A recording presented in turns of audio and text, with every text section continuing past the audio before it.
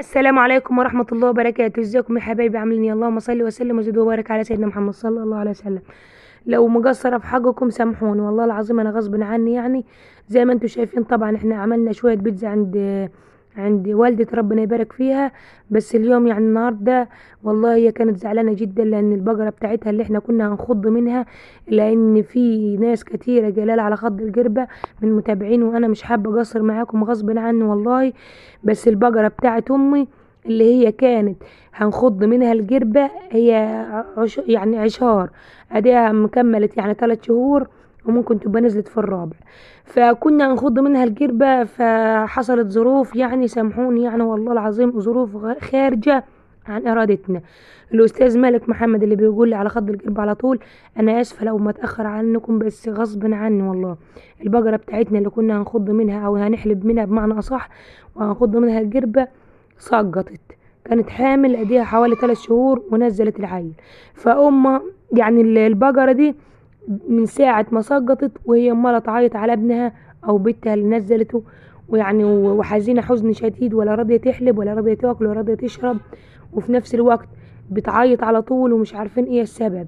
لا عارفينها هي موجوعة مكان التسقيط، ولا عارفينها يعني. ربنا يجبر ام في الاول ويجبرها باللي احسن منه، وربنا يا رب يحوش عن بقرتها. وان شاء الله باذن الله اول ما تحلب هنخض لكم الجربه. فانا لو متاخر عنكم غصب عني والله غصب عني سامحوني. تعالوا معايا اقول لكم مقادير البيتزا. صلي على النبي صلى الله عليه وسلم. وهنا هحط مج ميه. انا طبعا مش هعمل كميه الدقيق هعمل حوالي 2 كيلو. انا مش اي نوع دقيق عندك بس يكون دقيق قمح هتعملي بيه. بس كمية السوائل ما تكترهاش. هقول لك كمية السوائل لو هتعملي بدقيق قمح بتاع البيت هياخد معاك مجان مية من اللي انا بعمل بيه، اللي هو الكيلو. انت مش هتحط مجان مية، انت هتحط مج مية. ولو عندك مج لبن حطيه، علشان اللبن بيخلي البيتزا تطرى معاكي وتبقى زي هشة وزي بتاعة المحلات، وفي نفس الوقت تبقى مطعمة وحلو. انا ما كانش عندي لبن اللي هو اللي حلباه من البقر على طول. كان عندي شويه مروباهم اللي هم لسه هبه اخدهم يعني مثلا. كان شويه قليلين مروباهم، خدت منهم يا مج ونص. حطيت مج ونص ومج ميه، وكملت شويه ميه حوالي كده، حطيت حوالي مجين لبن ومج ميه. وهحط بيضه او بطين.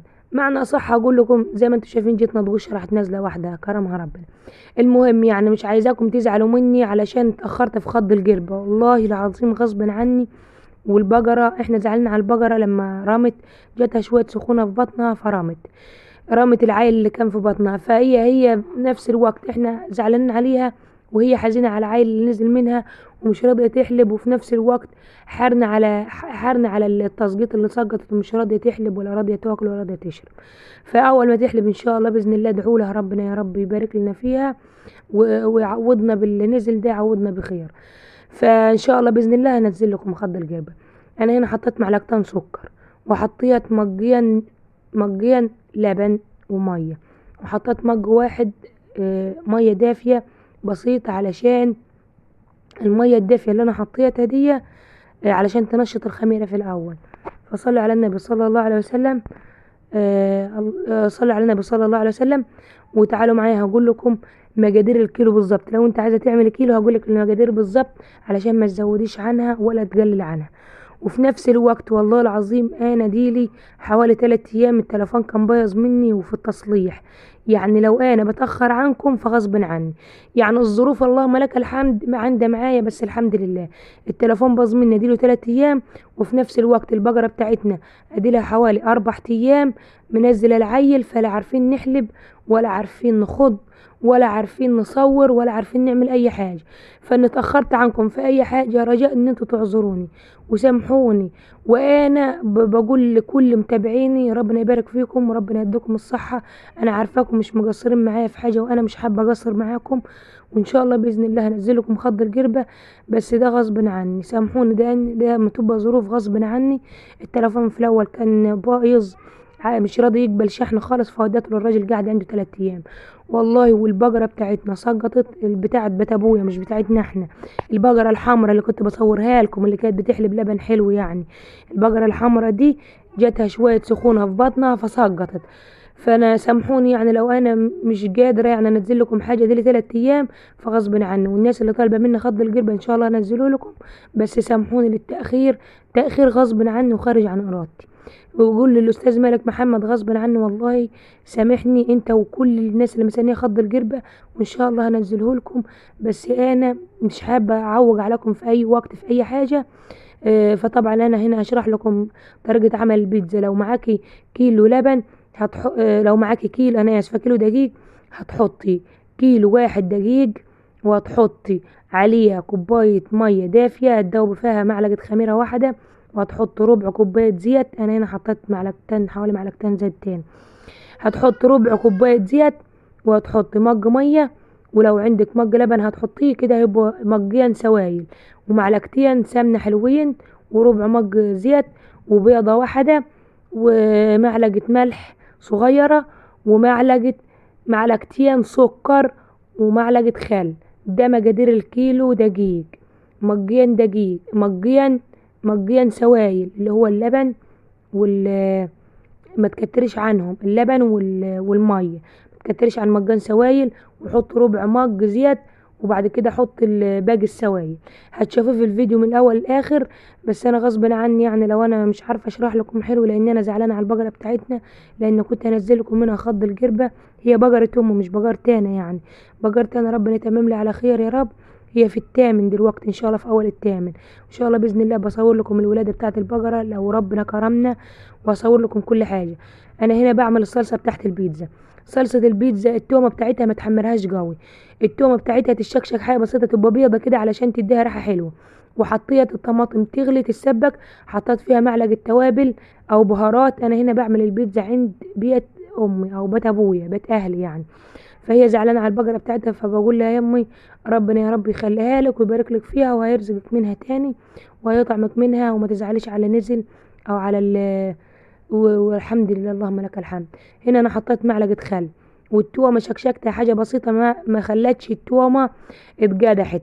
وحطيت معلقه توابل، ومعلقه سكر، ومعلقه ملح، ومكعب مرقه. دي في الصلصه. وهسيب الصلصه تتسبك كويس، وسبت العجينه تختمر. على بال ما العجينه تختمر معايا حطيت الصلصه اتسبكت، وهعمل العصاج. العصاج عباره عن ايه؟ حطيت حوالي 3 بصلات كبار، قطعتهم، وحطيت عليهم، مش احط حطيت معلقتين سمن ومعلقتين زيت. يعني حطيت سمن وزيت، ما حطيتش زيت واحده او سمن واحده. وانا لو بعوج عليكم في اي حاجه سامحوني، وانا مش عايزه اقصر معاكم في اي حاجه، فانتوا ما تقصروش معايا في اللايكات علشان قناتي تكبر بكم وليكم. واي حاجه هتطلبوها مني ان كانت في مقدرتي ان شاء الله باذن الله، وهقدر اعملها ان شاء الله باذن الله، مش هتاخر عنكم. انا هنا حطيت معلقتين سمن ومعلقتين زيت، وقلبت البصله شويه لحد ما مرضت معايا شويه بس. وكنت غاسله اللحمه ومصفيها كويس علشان ما تنزلش معاك ميه. وهي البصله بتلغلغ وسخنه كده، تروح منزل اللحمه علشان تاخد معاك صدمه وما تنزلش ميه. لو البصله لسه ما سخنتش حلو ومش سخنه قوي وانت غاسله اللحمه، ما تنزلهاش. لان لو غاسله اللحمه والبصله لسه معاكي، يعني البصله لسه معاكي ما اتجلولتش كده شويه، يعني اللي هي ما مرضتش شويه، فاللحمه هتخر معاك ميه ومش هتبقى العصاج تمام. انت لو عندك فلفل، خرطي شويه فلفل وحطيهم في العصاج. ولو عندك معلقه توابل حطيها لما يبقى العصاج جرب يتعصج، عشان تبقى التوابل ريحتها قاعده، ما تحطهاش من الاول. ولو عندك معلقه ملح ما تحطيش في البصله من الاول، لان البصله هتلغج معاكي وتاخد معاكي فتره على البوتاجاز. حطي معلقه الملح لما تبقى العصاج جرب يستوي، في نفس الوقت اللحمه ما تاخدش معاكي سوا. وهنا فركت مكعب مرقه، وحطيت معلقه توابل من اللي كانت عندنا. التوابل دي 7 بهارات، جميع انواع التوابل يعني احنا طحنينها مع بعض وما نحط منها في كل حاجه. وحطيت حوالي 4 معالق من الفلفل المفروم. وكده عصجت العصاج وسبته. يعني انا كده عجنت، سبت العجينه تختمر، وعملت الصلصه بتاعه البيتزا وسبتها. وبعد كده هويتي، عملت البصله وسبتها برضو العصاج، سبت يبرد شويه. وهقطع هنا، هويتي العجينه اختمرت معايا وهقطعها. زي ما انتوا شايفين طبعا الكور على حسب هي الصواني اللي انت هتعملي فيها. انا كان عندي صواني كبيره وصواني صغيره، فالكور مش يعني مش مخليها كلها زي بعضيها. يعني لو صينيه كبيره شويه بكبر الكوره شويه، لو صينيه صغيره بصغرها. دي طبعا الصينيه دي الصراحه انا صورتها لكم وهي في الفرن، بس ما صورتها لكمش بعد ما طلعت، لان انا على بال ما جيت اصور لقيت اخواتي كانوا جايين من الجبل يعني، وكانوا جايين جعانين. اخواتي الصغيرين كانوا في الجبل، فاول ما طلعت الصينيه دي الصراحه قطعتها على طول واديتها لهم كلوها. اخواتي كانوا في الجبل وولادي جم جعانين يعني، ما كانوش متغدين في الجبل، وجم على العشاء على طول. فزي ما انتوا شايفين طبعا انا قطعت الكوره على قد الصينيه ودهنت الصينيه، وبعد ما دهنت الصينيه لقيتها مختمره معايا العجينه، فردتها معايا حلو. وبعد كده هويتي جبت معلقه وجبت شوكة وشكشكت العجينة معايا ليه، عشان العجينة ما تقومش معاك جوه وتبقى عاملة زي عجينة الجرس، هتبقى هشة وطرية وكل حاجة، بس تبقى بيتزا ما تبقاش جرس. وفردت معايا بالشكل اللي انتوا شايفينه ده الصلصة على وش البيتزا. هتفرد الصلصة بس ما تخليهاش تيجي في الجنوب او الحوافي، لان لو جات الصلصة في الجنوب او الحوافي هتتحرق منك وتبقى شكلها يعني اسود، ومش كل يعني شكلها مش حلو يعني. فصلوا على النبي صلى الله عليه وسلم. ولو وصلت معايا في الفيديو لحد هنا وما حطيتليش اللايك، وحط اللايك، حط لي اللايك يا عسل، حط لي اللايك يا سكر، لان اللايك بيفرق معايا.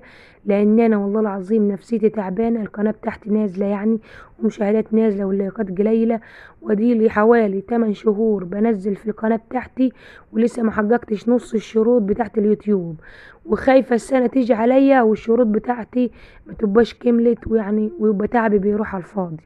فصلوا على النبي صلى الله عليه وسلم. انا معايا عيله صغيره، والتصوير ده بيبقى الله اعلم بيا باللي يبقى حاصل فيا، لان بنتي عيانه وبتطلع سنان، والتصوير ده ما يبقى يعني انا ما عنديش ستاند يعني، على بال ما اصور وعلى بال ما اعمل الحاجه دي بنتي ممكن تبقى عيطت كذا مره، وبسيب الحاجه دي كذا مره وبقوم من عليها كذا مره.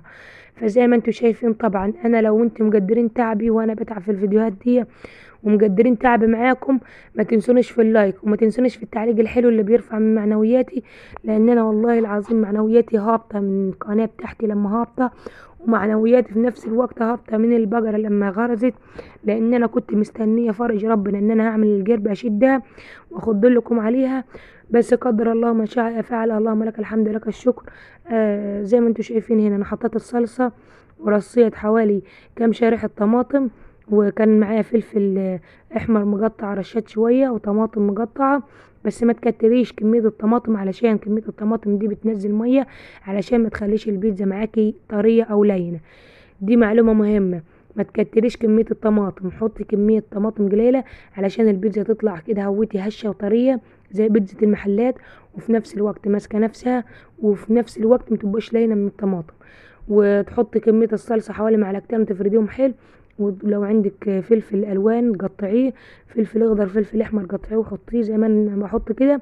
والعصاج اللي انت معصجاه طبعا انا عامله كميه عجين كتيره، فمش مكتره اللحمه للدرجه على وش الصينيه علشان اكفي يعني، علشان احنا على كبير يعني، علشان اكفي كل كميه الفطاير اللي انا هعملها او كميه البيتزا اللي انا هعملها. وزي ما انتوا شايفين طبعا حبات ارش عليها حبه توابل عشان تديها ريحه حلوه وهي داخله الفرن. هي كانت في الفرن ريحتها جميله جدا وتحفه وعسل. طبعا لازم تعمل الحواف زي ما انا بعملها كده، اللي هي علشان لما تيجي تطلعها من الفرن ما تبقاش لازقه في الحواف وتبقى خالعه معاك. واهم حاجه تدهن الصينيه وتدهن الحوافي، ما دهنتش الحوافي هي هتبقى الصينيه خالعه من تحت والحوافي لازقه مش هتعرف تخلعيها، الفطيره واحده على بعضيها زي ما انتوا شايفين كده. وبعد كده هويتي لو اختمرت معاكي، لو سبتيها يعني على بال ما تولع الفرن واختمرت وجبت معاكي لفوق وتعمل معاكي زي الجرس، هاتي شوكه ونغزيها بيها شويه كده، هتهبط الخمر بتاعها شويه. وبعد كده هويتي الجنوب دي اللي انا بعملها لازم تعمليها علشان ما تلزقش معاك وعلشان تعرف تخلعها بكل سهوله. وفي نفس الوقت التسويه يعني احنا هنا ما جبنا لهاش لا جبنه موتزاريلا ولا جبنه شيدر ولا جبنه رومي، بعت اختي والله علشان تجيب الجبنه. احنا هنا ارياف يعني، والناس اللي هنا احنا لما بنحب نعمل حاجه بنجيب الحاجه دي من القرى او من ملوي، الجبنة يعني دي. احنا هنا اخرنا الدكاكين بتجيب جبنة علب او جبنة جريش او الجبنة اللي احنا بناكلها العادية، لكن الموتزاريلا والرومي والشيدر والكلام ده بتاع البيتزا مش بيبقى موجود غير في ملوي عندنا.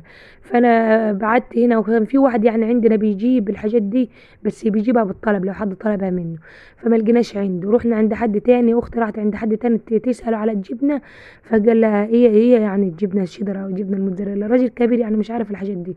فزي ما انتم شايفين طبعا الحتة اللي هي في الجنب دي، دي حتة صلصة، هي مش محروقة، دي حتة صلصة طايلة الجنب. فده الحاجة اللي انا كنت بقول لكم عليها، خلوا الصلصة تبقى في مش طايلة الحواف علشان ما تحرقش منكم. بس لكن البيتزاية تحفة وطعمها جميل وعسل. والله العظيم اخواتي انا يكفيني شرف وفخر وحب ان انا بروح اعمل الحاجة دي عند اهلي او عند امي واخواتي الصغيرين او ولادي، لان انا اكبر واحدة في اخواتي. انا عندي اخوات صغيرين عندهم حوالي 4 سنين، انا اكبر واحدة عندي 25 سنة، واخواتي الصغير عندي عيل يعني عندي واحدة عندها حوالي 13 سنة، وواحدة عنده يجي 4 سنين قد ولادي. اخويا الصغير قد ولادي.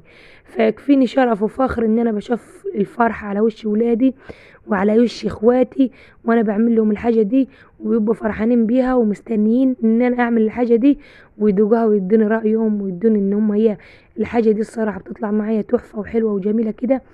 وطلعت هشة، القعر بتاعها مستوي حلو والوش بتاعها مستوي حلو. وعندي اخويا الكبير مش بيحب اي